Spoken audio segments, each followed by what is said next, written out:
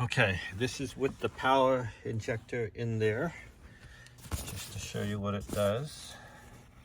Key inside. First position. Second position.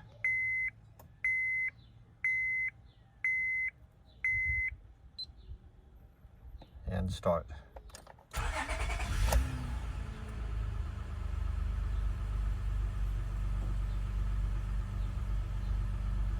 Okay, I'm going to do it again. I'm going to turn it off. I'm going to remove the power injector and then show you what happens. Keys out. Go down here. Remove the power injector on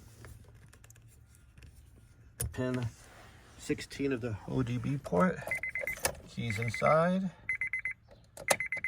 One click. Accessory. Second click. Notice the flashing green immobilizer key, and also notice that the park reverse signal did not happen.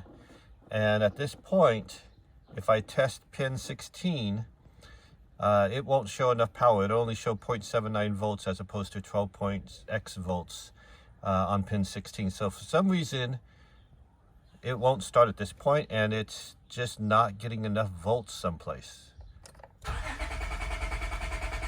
And that won't start, I think, is because the immobilizer is engaged. You can see the green flashing light. And notice that, you know, it still says park, reverse, and so forth. That did not turn on. Yeah.